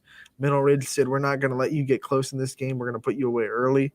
And I think they were pretty upset that they didn't get the win over Springfield in that last second touchdown last week. So frustrations released. Ian Erb was just 2 yards away from a 200-yard performance as he had 198 rushing yards. Tristan Valley put up, 130 passing yards, and then I think 50 or so rushing yards. So he did his thing. 2 touchdowns for both of them. So that offense, that double-headed monster between those two, still alive and kicking. Yeah, now it sets up a Chiavi versus Valley matchup here in Jackson Milton versus Rams in Week 7, and that's going to be a great matchup in this conference and for playoff sake as well, with the Rams sitting at number 8. And how cool is it that when we go into a matchup like that, we have an official home for Mineral Ridge Coaches Corner and player profiles going forward? I love to see that too, and I love to see our buddy Coach Brian Shaner now going to get some more spotlight for him and his program too, and having a presented sponsor for all these player profiles and coaches corners. And we've had Coach Shaner on Running Point quite a few times too, and I think you and I can both say there's not really much better human beings, I think, in this world than a guy like Coach Shaner too, and what he's done for that program and how much he loves not only that program but those kids in the program as well. Oh, you said it. And the only sad thing about it is now that he's going to be taken care of, it's that we don't get him on the show. Yeah, I know it's going to be unfortunate, but I'm so excited for that program too. A big win against Western Reserve sits them at 5-1 on the season. And hey, the biggest thing too, whenever you get your 5th win, especially in high school, that 5th win means you're not going to have that losing season too. You're guaranteed to have a 500 season. So every win now just means you're going to have a winning season going forward. So get that win, Ridge, and get yourself into a winning season too, because that's always a great thing to talk about. So starting Wednesday, you can catch the Mineral Ridge Rams at the Post Office Pub, and that's where they're going to be having their coaches' corners and player profiles live, hosted by Jake Silak, who's going to do a great job. He's been covering them for the last couple of years for us. Mineral Ridge alum, great golfer for Mineral Ridge, actually. He's been doing a good job, and he's going to be able to take care of their coaches' corners and player profiles from now on from the Post Office Pub on Wednesday. So if you're a Mineral Ridge fan, go out there and check them out. It's a big matchup this week, so it's perfect timing to debut the live Coaches Corner with Brian Shaner, with the Rams having Jackson Milton on Friday night. Heck of a job, Jake. Way to step up, too, and feature some more Mineral Ridge Rams football. And this is all on him. I mean, he went out and did it. He said he wanted to find a place to do it, and he went out and got a place, and this is his baby a little bit. We're proud of him that he showed that initiative, and now he's going to be live on Wednesdays with Mineral Ridge. Yeah, and we're definitely excited for it, for sure. Once again, Post Office Pub is where you can find them Wednesdays from now on YSN Live, and we love our live audiences for sure. Louisville will get another win. Remember last year, this was a close game, 31-28 against Waterloo. That made people a little bit weary, thinking, maybe Waterloo can make something. They obviously had a big win over Western Reserve in week 5, excuse me. But Louisville, no sweating this time. Their defense gave up just about as many points. It was 26 points to Waterloo. But their offense this time around did not have trouble with this Waterloo defense that they did last year. 50-26, they get the win. Yeah, and I mean, the offense has really been the biggest differential with Louisville this year compared to last, and we saw it too. You compare their Springfield score from last year to compared to this year, and I mean, 42 points against the Tigers, 62 against Jackson Milton. I mean, for up and down the board, Rockets are just scoring more points now, and I mean, their offense has gotten even better than it was, and they were a 7-win team a year ago, and that's what's propelling them to all these wins too. You can't beat a team if you can't score more than them, right? Like, I mean, this sounds simple enough, but I mean, when Louisville piles on the points too much like that and the differential's that big, it's hard. Waterloo had to keep this game, obviously they scored under, so they had to keep this game under 30 to win. Yeah. I don't think they could afford to get into a shootout. And every time Waterloo got close enough to make you think that they had a chance to kind of, hang around, big play for Louisville, big explosive play that would kind of dust off that hope. And I think Coach DeVries is going to go into the locker room and go into this week of practice saying, we just have to eliminate the big plays. I mean, they still have a lot in front of them. The Waterloo Vikings do. They could get into the playoffs pretty easily. They just have to eliminate those big explosive plays and make teams like that drive down the field instead of having the 1-2 play drives. Yeah, 3-3 on the season. Talking about the Vikings, and they're set up with a home matchup against Springfield this week. And what killed them really were those little bubble screens. I mean, Vinny Blown had, I think, 3 that he just threw a little bubble screen, and the kid broke 1 tackle, and he was gone because they blocked really well. So I think that's something that on tape Coach DeVries is going to have to sure up, because Springfield might look at that and be like, we can run bubble screens. Yeah. We're a good screen team. Let's try to expose that. So Waterloo might have to really tighten that up as they go into a week of practice to host a Springfield team that is coming off a 2-game winning streak now. Yeah, some things are going to have to shore up before week 7 begins, no doubt. And that offense though was not the problem. I mean, they scored 26 against Louisville, who has been keeping teams down for the most part. So the offense really did a pretty good job, kept them in the game when they had to. But like I said, the defense just gave up too many explosive plays, and Louisville wins 50-26 over Waterloo. Next game on the slate, Notre Dame Cathedral Latin, who we know is a very good football program. They beat East Liverpool 46-0. And East Liverpool has been kind of treading water ever since that Beaver local game. I think it really hurt their confidence. Yeah, and I mean, it took one on the chin, and we're just rooting for you Potters to bounce back here in one of these games too. Notre Dame Cathedral Latin always legit, no doubt. That's a tough week 6. They're always like you're right in the middle of the season, and you're obviously banged up like every other football team in week 6. And here comes this Notre Dame Cathedral Latin team that plays way up in their division. I mean, they play a really brutal schedule. They came in, they flexed their muscles. They're Division 3, but I think they have a couple of D1 teams on their slate. Oh yeah, these cats they definitely schedule up like it's no tomorrow. They too because they're the Lions, so good call there. Yeah, you look at them too, and you look at the schedule that they face. Yeah, a lot of Division 1 teams, a lot of top Division 4 teams, some really good Division 2 teams. They placed Walsh Jesuit this week too, and Walsh Jesuit always a really good Division 2 team in Fitch's region actually. So definitely a hard night for East Liverpool, but you got to give them credit for not saying no to a team like Notre Dame Cathedral Latin and welcoming the challenge, playing the whole game. And I said this again last week with, I think DJ was on the show. Like, I respect teams that go into games kind of knowing that they're probably going to get beat, but going into it anyway. Like, football is a hard game to do that because not only are you getting beat, but you're getting physically beat up, right? Like, it's not like basketball where they're just hitting shots and you're like, okay, cool. Like football, you are going man to man in that line, and you're getting pushed around every game if you're just not as good as the other team. That's hard to do week in and week out, just get pushed around. East Liverpool still doing it, still not saying no to any challenge, and still going out there and fighting for their brothers, which I think is very respectable. Doing a good job are the Potters, too, looking for their first win. We're rooting for you to get it. They did beat Minerva, so they do have one win on the season. Yeah. Oh, yeah. Excuse me, too. Looking to end the losing streak, though, of 3 in a row now. So looking for East Liverpool to bounce back, and I think they have a chance to do it. Looking at the schedule that they have left, there's some favorable matchups where 50-50 games, too, for them on their slate. Talk about a team that did indeed bounce back. It was Canfield that got the overtime win over Dover, 20-14 in Dover, to bounce back from their loss from Cheney last week. Nice overtime win against a really good Dover Tornadoes team, too, for Canfield. So that definitely helps them keep pace and keep a good ranking in Division 3.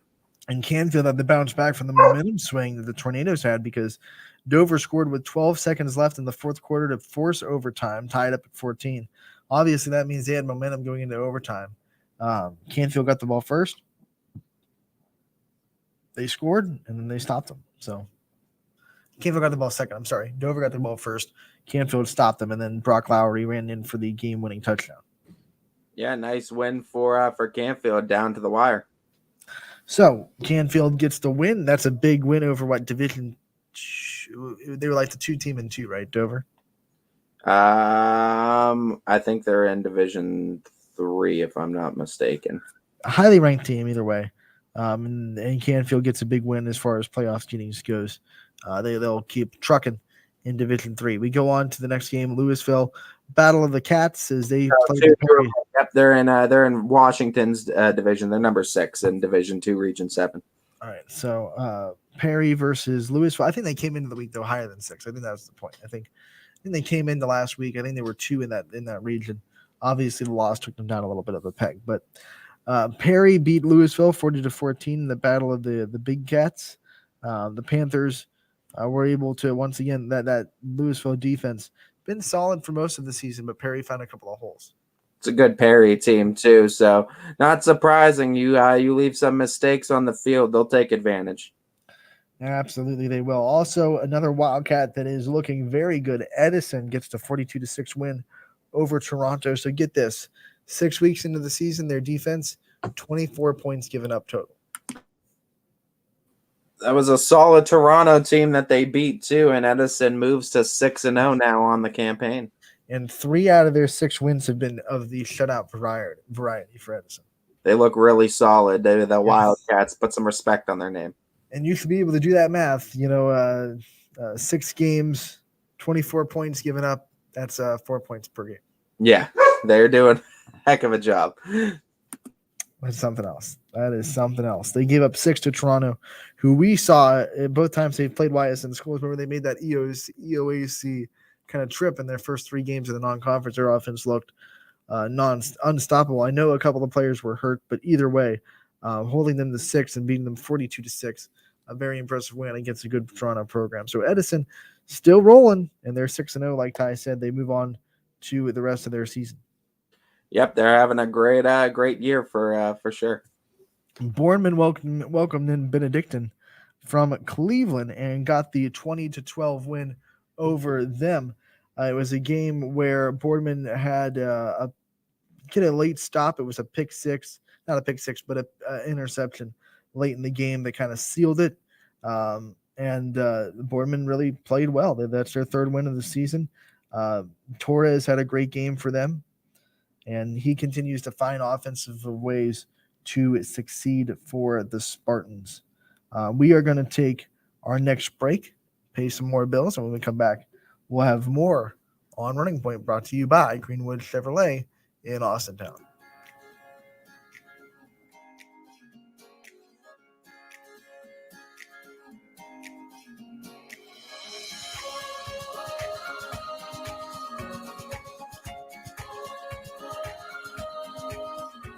Locally owned and operated, Sheely's relaxed shopping experience means browsing and lounging is always encouraged.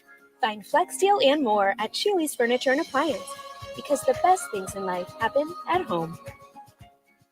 How lucky are we to have not 1, but 2 18-hole Donald Ross Championship golf courses right here in our backyards. Mill Creek Golf Course was selected by Golf Week as one of America's 30 best municipal courses, continuing to challenge golfers of all levels and featuring golf instruction by PGA professionals, a state-of-the-art practice range, a PGA of America recognized pro shop, kids programs, and a relaxing grill room for a memorable golf experience. For more information or to schedule a tee time, visit millcreekmetroparks.org. Fall is in the air. The kids are back to school, crowds are cheering for the home team, and Myers Family Insurance is prepped for another crazy Medicare season. Every year there's changes, some big, some small, so it's important to have a conversation to make sure your plan is going to meet your expectations for the coming year. Give our team a call today to schedule your annual review. For all your Medicare needs, call Myers Family Insurance or visit us on the web. Check us out online at myersfamilyins.com. Going from mindful to mindful sometimes requires a helping, healing hand. Insight Clinical Counseling and Wellness offers a continuum of mental health and wellness care. At Insight, we're changing the way you receive counseling and wellness services with experienced licensed clinicians and expertly trained wellness staff. With 4 locations in Mahoning and Columbiana County, along with telehealth services, Insight offers clients quick access to care when they need it. Transform your mental health and wellness at Insight Clinical Counseling and Wellness. Hi, this is Zell Bush. Hi, this is Tom Clint. Hi, this is Steve Rossetto. Hi, this is Ryan Miller. Hi, this is Rich Sakui from WRS Wealth Advisors. With our combined 80 years of experience, WRS Wealth Advisors are the area's premier wealth and retirement specialists. Call 330-965-0370 to learn more about our individual and corporate financial planning services. or visit WRSwealth.com. Go Raiders. Go Dog. Go Cats. Go Dogs. Go Tigers.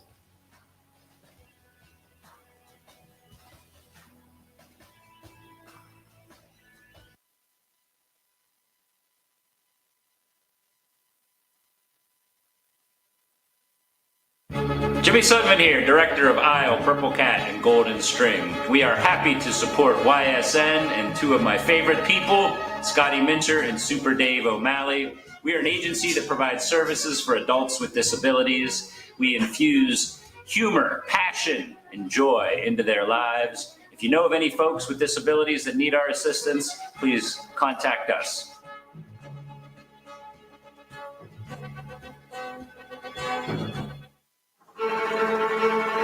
Reliability, innovation, scale. These three values are those we look forward to in our business and in our team. If you're ready for a reliable employer who looks constantly to think outside the box in big ways, we're ready for you.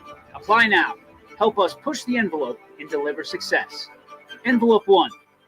Take that one extra step. Winter, spring, summer, and fall. Mill Creek Metro Parks is your park for all seasons. Make a memory in the park. Plan your visit today at millcreekmetroparks.org.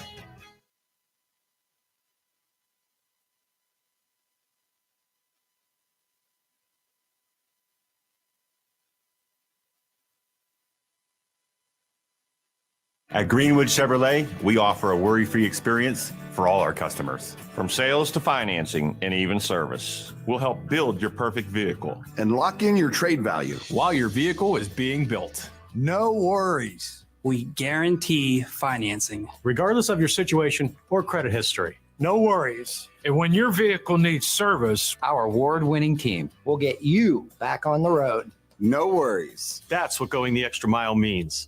Only at Greenwood Chevrolet. Change. This one word can make you break out in a cold sweat. But with change comes wisdom, experience, and understanding. At Myers Family Insurance, we can help make changes in Medicare, insurance, and retirement a positive experience for you and your family. We've gone through changes, like our new office and new faces to help our family of clients too. For all your Medicare needs, call Myers Family Insurance. Check us out online at MyersFamilyINS.com or find us on Facebook.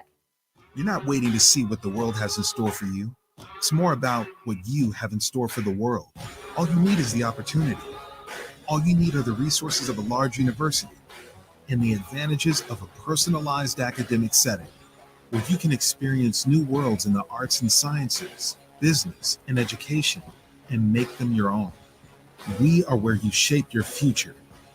We are Youngstown State University and proud. Hi, I'm Colin Chupa. And I'm Kelsey Clem from K-Squared Marketing. Our boutique marketing firm specializes in media planning and buying, public relations, event marketing strategies, and strategic sponsorships.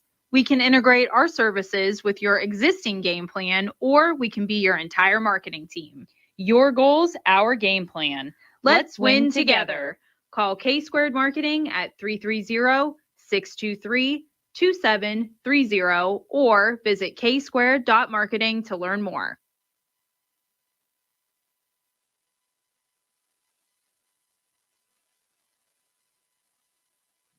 Welcome back to Running Point on YSNLive.com, brought to you by Greenwood Chevrolet in Austin. Down Anthony Hartwig alongside Ty Bartell.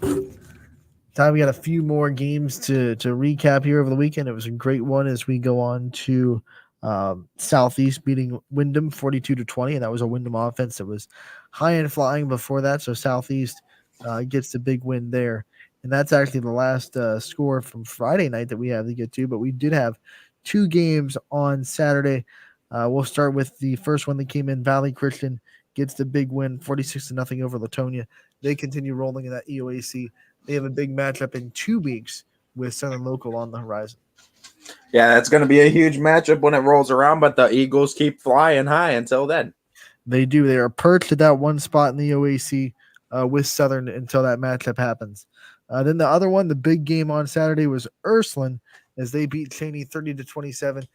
Christian Lynch had a big game again for the Irish, which is no surprise with the season that he's put together. Yeah, and for Cheney, I mean, a lot of flags that came in late too that kind of hurt the Cowboys too, late in games too, kind of put them behind, and also gave first downs to Ursuline a couple of times defensively, got some flags tossed on them too. Some mistakes that they could definitely clean up going forward. And hey, it was 30-27. They were good enough to beat Ursuline, just not good enough that night. Like, the Cowboys are good enough to beat the Irish. They weren't good enough that night. And there's some things you can clean up, and there's definitely some things that I feel like Coach Antrim can look at that game and say, hey, if we just change a couple of things, if we're a little bit more disciplined, we could probably change the outcome of this ball game. That's very interesting because that's a problem that Cheney has not had yet in the season, with penalties and kind of undisciplined behavior and things like that, where everyone came into this season thinking that'd be something they have to deal with because it was something that plagued them last year. But to this point, until this Ursuline game, they've really played pretty clean football. They stayed away from those penalties, the sustained drives, and things like that. But like you said, against Ursuline, there's a couple of untimely flags that came on, called against them, and then a fumble into the end zone that didn't help things. Their offense just has been a little bit behind schedule the last couple of weeks. They were able to escape Canfield with that pick six. They weren't able to escape Ursuline as they went 30-27. I watched 2 kickoffs return for a touchdown, though, from Cheney. Twice they did it in the game. Like, their special teams unit is great, and they can score on you in a blink of an eye. But, yeah, you're right. The offense just needs to finish it out because there's been a couple of times, too. Cheney had a chance, too. It was 14-14. Cheney had the ball to end the first half, and they would have the ball to open up the third quarter, but Ursuline held them. Eventually took a lead 17-14. Like, that was, I think, the big defining stretch, I think, for me in the game, when Cheney had the ball, 2 minutes to go, second quarter, and they opened up the third quarter with possession and couldn't get a score to take the lead in that stretch. I feel like the last couple of weeks, Cheney is really relying on those NOTs, non-offensive touchdowns, and that can be a double-edged sword. They can really swing momentum your way, but if that's all you're getting, then teams can beat you. Absolutely. And I mean, going to just need to get creative in the offensive playbook too, find a way to score some touchdowns. Defense definitely right there too. Ursuline had to and Coach Reardon got very creative and had to get very creative to get some offense going in that game. So that'll do it for our football finals. We've read them all. You can find stories and recaps on ysnlive.com. And that's definitely something we encourage you to do. We have some post-game interviews up there as well from various announcers and their games. They did a great job this week. But for us, we take all those results in, and now we have to talk about what those results came about, which are the power rankings this week. And let's bring them up. This is the brand new, came out about 2 hours ago for the power rankings, 2.5 hours ago if you want to be fresh out the oven. They're steaming still. You can still see the steam coming off of them. It's about the electricity to go into our sponsors, which is the Joe Dickey Electric Power Rankings. South Range takes the 1 spot. Fitch goes from 1 to 2. So a lot of people giving them a lot of respect for playing Madison, Washington. Ursuline jumps from 10 to 3 after beating Cheney. Cheney falls just 1 spot from 3 to 4. Canfield jumps from 7 to 5. Louisville stays at 6. JFK goes from 4 to 7. West Branch, Valley Christian both stay in the same spot, and then Southern Local jumps into the mix as they make their YSN Power Rankings debut. I know DJ's gonna probably piggyback off of this on the Power Hour, or also stress this, but to talk about these power rankings too, I know there's some people too that look at these and kind of frustrated where their team might rank out. But the thing that I've always commended us for the way we do our power rankings is literally it's everyone's voice is counted into it. And it's however anybody calculates the 10 best team, whether that's strength of schedule, whether that's who they've played in front of them, whether that's how they've played this week. What have you done for me lately? I mean, all of our voters have different kind of criteria that they're going off of in these votes. And you know what? This week, what we saw too is a lot of teams that went in undefeated lost their first game. So therefore, we saw your teams like your Fitches, your Cheneys, your Canfields get respect. And well, Canfield jump back up, but Cheney and Fitch, I should say, get respect even with dropping a game, as well as JFK too, still staying, only dropping 3 spots, still staying in the top 10 even after a loss. Yeah, and you know, there are 2 ways to look at this. There are definitely the people that put all the stock and strength of schedule, and that's where this reflects. But then, you know, the people that are coming from the smaller schools' point of view are saying, like, what does, and this is just, you know, like I said, devil's advocate, whatever, from one point of view. They're saying, like, what does Louisville have to do? Yeah. But because at the end of the day, Louisville is just not going to play the teams that South Range, Fitch, Ursuline, Cheney, and Canfield play. It's just not gonna happen, right? They're a Division 7 team. They haven't put those teams in their schedule. So I know there are a lot of people probably from Louisville, probably from Valley Christian, that are saying, like, what do we have to do to be in the top 5 at this point? Because you saw Fitch lose. You saw everyone in last week's top 5, and I'll bring up last week real quick. So everyone in last week's top 5 lose outside of South Range, and most of them just stayed in the top 5. And, you know, I know probably the Louisvilles of the world are thinking, like, we are still undefeated and we didn't move a spot. You know, so it's tough. It's tough. It definitely is tough. And that's what we talk about. It depends on where the voters are kind of shaking them out. And I mean, I know certain voters, I think you had them actually ranked pretty high too. I did. I put him at 2. I was like, hey, you're undefeated. Let's just see what you do at the 2 spot. I love the fact that we have the freedom of that too with our voters too, to kind of shake out their curriculum. But it's all based on a point system. So the point is, though, the 10 teams that you see were all mentioned in somebody's top 10 list in some form or fashion. Like, the people that have submitted votes for this power rankings, they all mentioned these 10 teams in some form or fashion, enough to get them the points to appear on this list too. So I mean, this is across, I don't know exactly how many names, but I mean, from what our voters are shaking out, these are the 10 best teams. How they shake out too, it's interesting to say. I think for Louisville, though, I mean, they still got to match up with Mineral Ridge, right? That's going to be a big one too, and another big win for that might be convincing enough. As for the number 1 spot, I think South Range makes sense. I feel like the only other team, had they won, that would have made sense maybe was Warren JFK. If JFK beats that good Mogador team, there might be a case to put JFK in that 1 spot. But yeah, that would have been a tough call if they both won. Who do you put in 1? Yeah, it's gone to South Range because they were in the bigger spot. It might have been, honestly, if JFK would have won, it would probably been a 1 and 2, and you just that's what I was gonna say. You might have definitely seen a 1-2 situation in that. You coin toss on who's gonna get 1, who's gonna get 2, because they both played high ranked opponents in divisions ahead of them, right? So South Range was playing the number 1 team in Division 4. And JFK was playing the number 2 team in Division 7. So there's only 10 spots, and there's always going to be people that are going to be upset that they're not in the 10 spots. Talk about Girard. They lost to the team that's number 1 in the power rankings, and they're sitting there like, why are we not even on the list now? Right. And so, I mean, some teams slide and some teams don't from losses. It just comes to what you think about the teams. I mean, remember when Ursuline lost to Fitch, they went all the way down to 10. And then Fitch loses pretty handedly to Massillon, Washington. They only drop 1 spot. I don't know about you, Ann, but for me, it is so hard to shake out 10 football teams every single week when we have to. And like, I try my best to like rank these in the best way that I can, going off of as many variables as I can too, to try to give like a fair shot to every team and like what I think is like a fair ranking to them. But it's hard. Like, full disclosure to everybody, it is hard to rank football teams in this area because we have so many good ones. What makes it hard is the spread out of divisions, right? So we're trying to compare Louisville to Ursuline. And it's like, what do you do, right? Yeah, it's a tough situation. The question is, like, can Louisville break into the top 5? I don't know. Like, it would take one of those teams losing again, right? Because obviously, at some point, it's like 5 and 2 can't stay up there.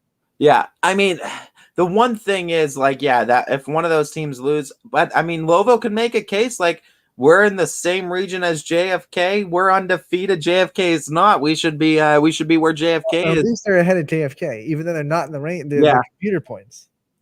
And I mean, they're right outside of the top 5, and I think they can definitely crack the top 5. To be fair, we could have just said we could have dropped Louisville and said you're still not ahead of JFK in the computer points. Why would you be ahead of them in the power ranking? Yeah, and I mean that's also a fair argument. But also for Louisville, I feel like if Louisville's playing like say your Mineral Ridge and they blow them out like we've seen them do against Jackson Milton, whereas opposed to any of the 5 teams playing like a close game against like maybe a 50-50 opponent, you might see Louisville get some respect on that alone too, because if they get another big win against an opponent that is said to give them some trouble, I think you got to give some respect to the Rockets. Yeah, if all of these top 5 teams win out, there's just no way. With the way the voting is going, I don't think there's any way that Louisville cracks. The thing is, there's definitely potential. Someone else has to lose, and there are definitely tough games on each of those. I mean, you look at these teams though. I truly believe you look at these teams and you see potential for a state championship with all 10 of these teams, and I mean it's going to be a tough ride. Gino Lucente there too. He's obviously understanding of where Louisville is sitting. Yeah. I mean, Anthony Lucente too. We know him. He's a dog, multiple sport athlete. I saw him at a volleyball game once, and I was thinking, like, good Lord, God help whoever has to tackle that kid. He's a beast, man. No, I think Louisville too, but that 6-7 matchup in this power rankings that we're seeing could be the regional final. Could be the regional final for Division 7. And you want to talk about a heck of a matchup. That would be fun to watch. Look, there are still other opportunities for these top 5 teams to take another loss. And if they do, I think Louisville is probably first in the pecking order to hop back in. But with the way our voting is, maybe Warren JFK is the one that pops back in, and then Louisville is still stuck in that. You just never know. You never know, too. And I mean, like we said, it's not 1 or 2 people that have the vote. It's everyone's vote too. And if it was 1 or 2 of us, every single one of our top 10 would look, I think, a little bit different, and some of them would look vastly different from one another. But the beautiful thing is everyone gets a vote and everyone's tallied in. So I think it's considered, I guess, grain of salt, right? But I think it's something cool to say if all these voters consider you a top 10 team. That means a lot of people are talking about you too. And that's just, I think, a general consensus of area football as well. The last poll is the only one that matters where you sit, because that's the one that you have to sit with for the rest of the that's the rest of the year, right? The final top 10. Which would be week 10. We don't go into the postseason because then obviously teams are getting eliminated. Right. We don't know where to put. That's also why we bring up the Joe Itel rankings as well and talk about the Joe Itel rankings as well, because they also have their place, and the computer points do matter too. And there are cases where we see some of these teams are ranked ahead others in the computer rankings, and those rankings have their place as well. I think computer ranking wise, like JFK would still be up in the top 3 because their computer JFK would have to be a top 3 team in our power rankings too, for sure.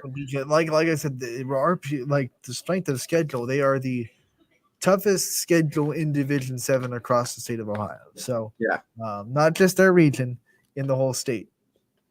You look at the rest of this schedule too, right? I mean, South Range still has the rest of the NE8 slate. Ursuline still got to play Mooney. Valley Christian and Southern have to play each other, so there's still even room for teams. Mansfield still got tough games. Cheney still got tough games. Yeah, Fitch still has tough games too. So there's still room for teams to jump on this top 10 list as well. West Branch is trying to make some moves after that loss to Canfield in week 1, but they still have Carrollton Alliance and Salem on there. Edison is sitting there like, we've allowed 24 points. We are 6-0. When are we making an appearance? And I had Edison in 10. I had Edison in mind this week. It was a toss-up. I know some people put Southern, some people put Edison. It's tough. It is tough. In my opinion, I think Edison's been a little bit more impressive. I think honestly, had a couple of games where they didn't look dominant, like Crestview 12-7. And in that Columbiana game, the first half, it was still a 10-point game. So Edison looked a little bit more impressive to me, but Southern definitely deserving of that 10 spot. No qualms there. I think Edison's on the bubble. I think Brookfield's on the bubble. I think Girard's still sneakily hanging in there if they kind of bounce back from that South Range loss. There are definitely teams that are sitting right underneath that 10 spot. I think if we're Garfield's probably still sitting there under that 10 spot too. if we're talking about Edison right now and the wins that they have on the season, I think you look at what they've done. If they win out the next couple weeks too, well, they have East Liverpool and then Harrison Central, which Harrison Central is going to be a big game, same division for them. But Southern Local, Valley Christian, one of them has to lose. And in my estimation, then if Edison wins the next 2 weeks too, there's no reason why Edison doesn't take whoever loses take that that spot. spot. You're right. I think that's fair and comparable to say, Edison is waiting for that game to happen and just take the loser spot. Yeah, and wherever that shakes out, because I think Edison has put together a resume that is more than worthy to be put on this top. Or caveat, if one of these teams loses, then they would take that spot because, yeah, I mean, if West Branch loses, sorry about your luck. 5-2, you're gone. 2 losses, it's tough. It is tough at this point, especially since we have a bunch of one-loss teams. Here's the question, Ty. Do you think there's any teams on this list that could be a 2-loss team and stay on the rankings? If they lost this week, if they lost in week 7, any team that could stay at 5-2. I'm trying to think of all the opponents that all these teams have in week 7, and I can't think of one that I feel like would be a shakeout as far as well, that's one of the best teams in the state. Because let's go to our games at a glance. All right. So Fitch is at Strongsville. Strongsville's 2-4. I know a Division I team, they're up a division, but not a great team. If they lose that, they're out. The only other team that could be acceptable, in my opinion, for Fitch to lose to is that Wadsworth team that's sitting at 4-2 right now. Wadsworth in Division I is a solid team. Their losses are to Medina and then Hudson. Medina's 5-1, Hudson 6-0. You look at some of the other top teams and who they're playing.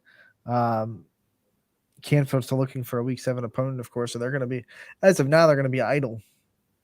I wonder what that does to them. I don't know. And for West Branch, they're going to be playing Marlington. There's no excuse if West Branch loses to Marlington. South Range has Niles. Yeah, that's inexcusable in that one. Ursuline has Akron, St. Vincent, St. Mary, known more for their basketball and baseball. Yeah, still they are a good football team. Ursuline does. Ursuline hosts St. V's. St. V's, if I'm not mistaken, Division II, I think they're having a solid year. They're number 6. They're 2 under Fitch in Division II, Region 5. So that's a division. Is that a loss that would keep them in the? I mean, they're at 3, 5-2. I don't know. They dropped their all the way wins to are the first loss. Barberton, Buckdale, Sandusky, and Harding, but Barberton was 3-3, Buckdale and Sandusky 2-4, Harding's 1-5, and then they lost to Glenville 25-0. Glenville's 6-0 on the season. So I don't know. I mean, how good is St. Vincent St. Mary, I guess, is the question. Trying to find Cheney and who they play. Cheney this week? They're at Painesville Harvey. Harvey's a solid squad, 4-2, but I feel like Cheney. I don't see any of those losses being you can stay in the rankings because you lost to that good of a team. Yeah. Harvey's losses are to Kirtland and Jefferson. Actually, pretty surprisingly, Jefferson area and Kirtland, first 2 games of the season. But yeah, I agree with you. I think all those games, I think slightly lean in favor of our YSN teams. And in those games where you are, I think, favored even by a slight edge to win. Some tough teams. Harvey's a good team. Ursuline, they're playing a good St. V's team, but teams that if you lose to, there's no give. Yeah. And I mean, the lucky thing for these teams right now in the top 5 is they're losing to each other. Cheney losing to Ursuline, Cheney beating Canfield.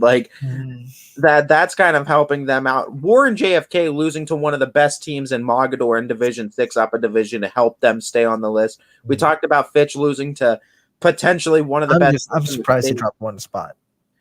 I was surprised that they lost 49-28, right? So it wasn't like a close. Yeah, a lot of respect still given to them for sure. Ursuline lost to Fitch. They dropped from 2 to 10. Yeah, they took a deep and dive. That was a 7-point loss, right? I am happy to see that the Irish. Irish. It was very interesting to see. I mean, some people still had Fitch at number 1. Yeah, we did see that too. We did see some rankings shake out like that too. We saw a few people actually rank 1-loss teams at number 1 too. Outside I wonder if that's because they're looking at Fitch's roster and they're saying, this kid's going Power 5. This kid's going Power 5. This like the talent on that roster might be swaying some people to Fitch. It definitely could be. I believe I actually ranked Canfield. I feel like I might have ranked Canfield number 1 this week, and that's just because Canfield had a big win over Dover. And I mean, I looked at a recent win like that too against a Dover team that is really good in Division 2. I thought that was a really good win for Canfield to get some love. I mean, they moved up from you had Canfield, Fitch, South Range. Just to be transparent about how we voted. Ursuline 4, Louisville 5, Cheney 6, Valley 7, West Branch 8, JFK 9, Edison 10. Mm-hmm. I, just to return the favor, I put that's Anthony Roma. I was like, that's not me. I put South Range 1, Louisville 2, Canfield 3, Ursuline 4, Valley 5, West Branch 6, Cheney 7, Fitch 8, Edison 9, JFK 10. And the only reason, and this is no disrespect to South Range, I feel like we're gonna probably see another 10-0 South Range season. So I was just putting them at 3 again. And that became a ho hum. I figured they were gonna take number 1 eventually, but I wanted to see them play Jefferson. Was the game I was really looking for them to win because I expected them. No tie. If they did that to Gerard. It was impressive for me too, but I don't know. I looked at the way Canfield won too, and I thought that was real. It's a tough place to play in Dover. Dover's a very good football team, and I had a lot of respect for Canfield getting that win too. But yeah, I thought I had Louisville ranked in the top 5 after that. Yeah, you had them at 5 on the spot. Mm-hmm. And I mean, I wanted the Rockets to climb because I mean I'm a believer too. Like when you're consistently getting wins, it's you should climb, but it's like I said, it's tough to do that with ranking 10 football teams because it's like you don't want to drop teams too far, but you don't want to climb teams too much either. So I mean, you got to play a fine line. I just wanted to see some undefeated teams a little bit higher, so that's why I put Louisville 2, Valley at 5 because they're undefeated. In saying that whoever loses that Valley Southern game should be off the list, I also say whoever wins that game should also jump a couple spots too because that's a big game on their schedule. That is the championship. If you win a conference championship, you're beating a 6-0 team at that point. Then that's a good football team. They would both be 7-0 if they both took care of business this week. Both of these teams are guaranteed to have a winning football season, and I think that's important to take into account. So we'll look and see. I mean, very interesting how that shakes out. South Range gets the 1 seed. They are I think 3rd 1 seed. I think Canfield held it for a while. Fitch took it from them, and then South Range. So I think 3 number 1s that we've had so far. So South Range is the 3rd, if I'm not mistaken. Yeah, and I mean these are great top 5 too, and I think you could see some other teams maybe squeak into the top 5 as well. It's going to be an interesting battle going into week 7. We've already had our comments. People definitely have their opinions, which is what we love. We don't shy away from the criticism because obviously there are teams that feel slighted. We also if you want to praise us, go ahead and do that too. But we'll pop back in. Ty, we'll preview tonight's games before we get out of here on the network tonight. But that's kind of your weekend recap. Big dog winners will be announced later tonight, so we'll talk about them tomorrow. We also have interviews for tomorrow's show lined up. We're going to have Logan Butcher from South Range Soccer and Football. He's the kicker there. We're going to have Maddox Andrea from United Soccer. Then we're going to have Carla Ramirez-Ortiz from Camel Volleyball. We're going to be able to play that interview with you. We're also going to play Riley Simons tomorrow as well from Fitch. So we're going to have some good interviews tomorrow to play with you for me and DJ for tomorrow's episode of Running Point. But as for tonight on the network, we have a good slate of games, honestly. I think when you look at it, it's going to be a volleyball, and we're going to be on the premier matchup, and let's just let's say what it is. You got a premier matchup tonight. 6 matchups, and they're all big ones. Austintown Fitch goes to Girard, obviously. That's a highly doubted one. There, Girard coming off that big win over Lakeview. Lakeview beat Fitch, so you got to think this is going to be a very comparable game. Canfield will be a Poland, the battle at 224. Richie Giuliano and Anthony Romo will be on the call there, 7 o'clock first serve. Mooney at Western Reserve, I think, is a sneaky good game. Mooney's starting to really find a stride. Addison Stacy starting to get a really good rhythm with those hitters. Noah Ricks is going to be on the call there. Carrollton will travel to East Liverpool. East Liverpool still undefeated, 13-0 on the season. as they continue a great year. They host Carrollton. Chris Ziegler will be on the call there. We'll have United School Broadcast will be up and running at 7 as they host Rootstown. And then last but not least, Matt Morrison will be at Middle Ridge as Salem comes to town to try to knock off the Rams in a non-conference matchup. Salem, I know they're struggling this year, but that's still Division III Middle Ridge playing Division II Salem, so a little bit up in division for the Rams as they try to get themselves ready for that very, very tough Division III district. Not only do we have with the teams we talked about last week with Richie and DJ, so you have Lakeview, Crestview, Middle Ridge, and Lake Christian, which are all state ranked. But now you also have state ranked Kirtland, who beat Lake Center Christian over the weekend. So you have 13th ranked Kirtland, which will probably jump up in the rankings a little bit. Going into this week, before that loss, Lake Center Christian was number 1 in the state. Lakeview's 6, Crestview's 10, Middle Ridge was 16. So you have 5 state-ranked teams in one district for volleyball in Division III. It's incredible. And honestly, for our power rankings in volleyball, You can't avoid them all. This Monday matchup, too, you would think the winner of this Girard Fitch game would hold number 2 spot until October 8th, Girard plays Crestview, and October 10th, Fitch plays Crestview. Until that stretch of games, and whoever wins, if Girard wins tonight and Girard wins against Crestview, that's number 1. Same thing with Fitch and same thing with Crestview. I feel like number 1 spot in our power rankings is on the line for that. We will be putting up the volleyball power rankings on Wednesdays. Mm-hmm. So this game goes into effect. This is going to be huge, too, and I feel like it has everything to do with who's going to be in that 2 spot for sure. So we'll see what happens. We'll see how it shakes out. Girard versus Fitch coming into tonight, but other good games on the network as well. Make sure to tune in. 7 o'clock is your first serve for all of them. ysnlive.com/live. They're absolutely free. Thanks to our wonderful sponsors and all the work that they do. I'm taking a 22-hour break. I'll be back tomorrow with DJ with the aforementioned interviews that we have going for you tomorrow. We'll have 4 people that you'll be able to hear from different schools. Each of them, we have one from Fitch, one from Camel, we have one from South Range, one from United. So we're hitting 4 different communities tomorrow. Make sure to tune in. 4 different conferences. 4 different conferences. Good call. From 12 to 2 as we have some fun tomorrow with everybody. Casual Sports Podcast coming up next from 2 to 3. Power Hour from 3 to 4. They'll have more on the power rankings in the weekend that was as well. So stay with them. And then, of course, you have volleyball tonight at 7 o'clock. Head over to ysnlive.com/live to see all the games that you'll have then. Thank you